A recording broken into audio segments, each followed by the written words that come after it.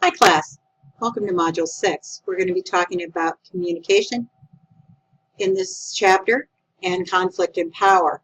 That's going to bring us to a number of points as we go through this, but let's start with our music. In this case, I'm going to ask you to really listen to these. I realize they're a little long, but they're all entitled exactly the same. Talk to me. The earliest from Kiss. When I see you, girl, you turn my head, you make me dizzy. I get a good vibration. When I look into your big blue eyes, I start to feel and shake. I get a strange sensation. When you walk on me, you turn around, you make me crazy. I get no relaxation.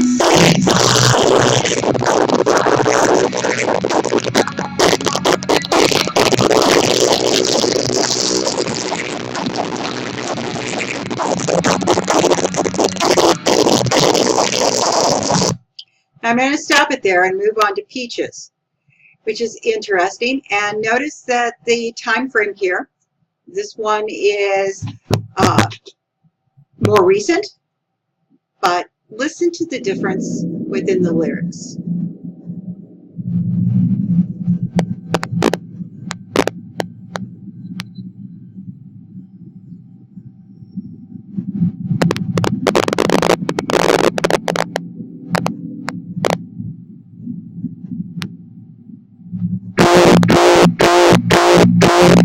Why don't you talk to me? Why don't you talk to me?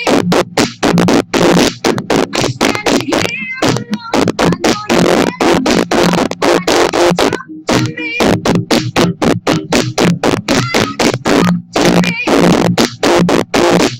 Why don't you talk to me?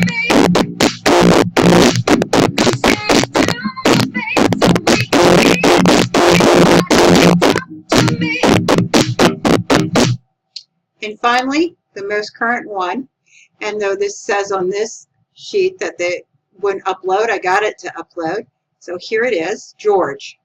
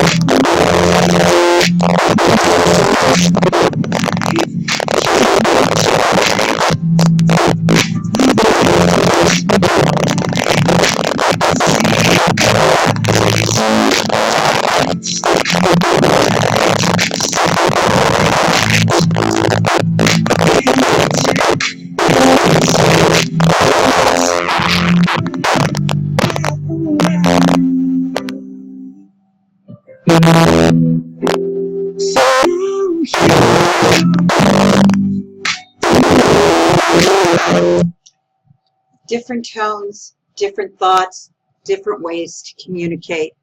You know, music is totally communication, isn't it? But it really involves active listening, and it involves that back and forth status as we start to explore communication in the family. Let me move over to our PowerPoints as we talk about this particular issue. The importance of communication to family is so significant.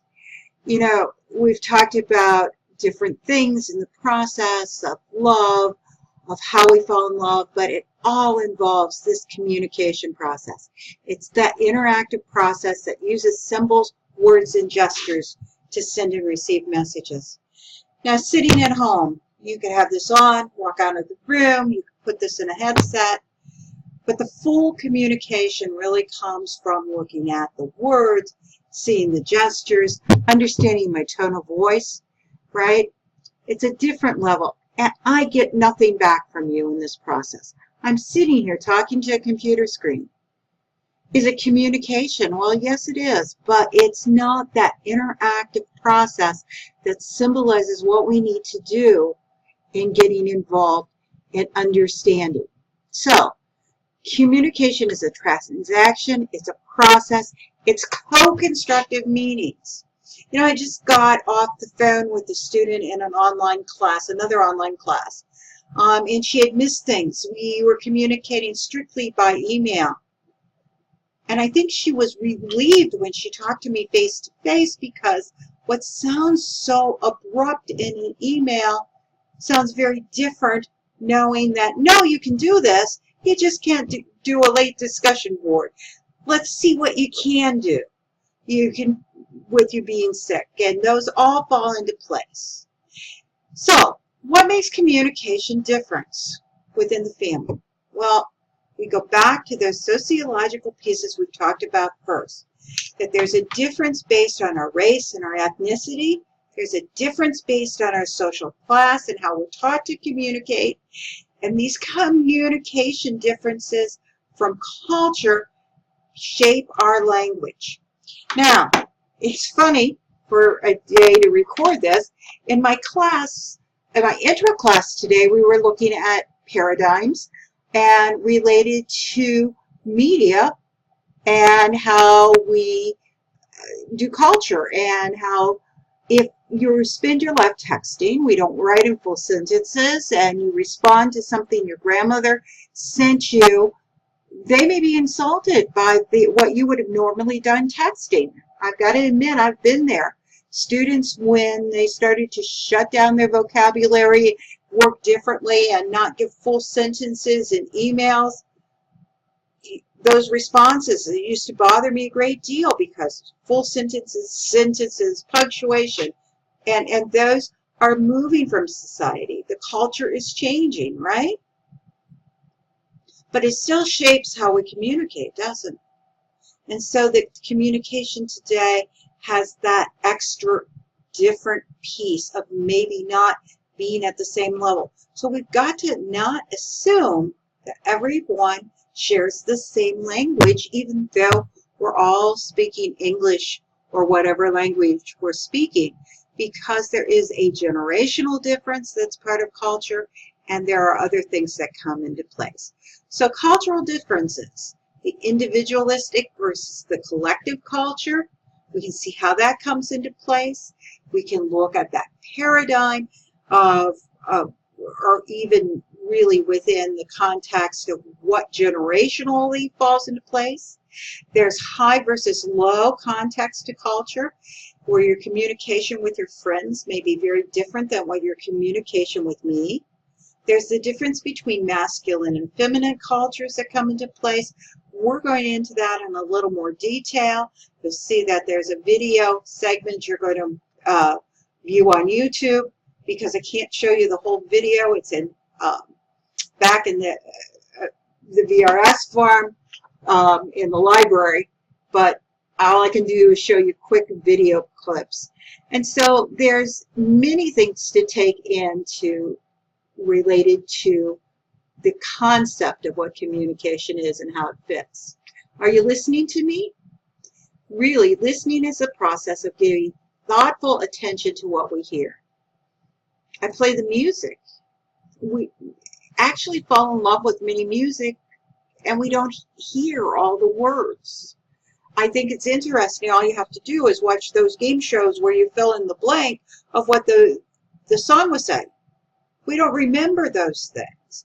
You know, we have that exchange. So why are we really listening to each other? Right?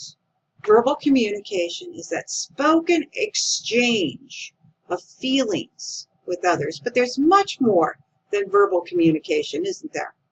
Okay.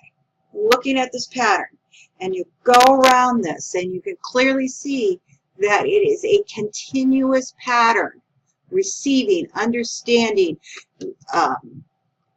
responding, evaluating, remembering, you know, what's been told you. Did you hear what was said? And then there's all the nonverbal communications, the communications without words, using gestures, expressions, body language.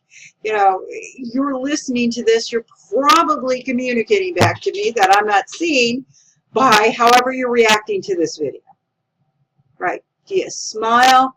What does that smile mean? Are you being sarcastic with it? How do we interpret it? Important things to come into consideration. And then there's this electronic form of communication. The informality of this new form, our writing influences our speech, and now we're talking in abbreviations. Now what's interesting, as a social worker, for many, many years in my life, I've learned to write in initials, and we talk in processes of TANF and ADC, and everything gets initials. And my husband says, as a sociologist, it's even worse because we make up our own words like enemy, and we give our own interpretations to things. And so we look at things like mechanical solidarity and what does it mean.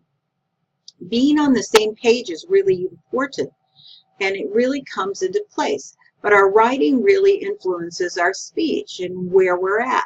Volume control of our messages. And do you feel that that reach out? We don't get that in electronic form unless we capitalize and we're yelling at somebody, or we add an emoji at the end. And electronic communication often is living in the moment with a quick response, right?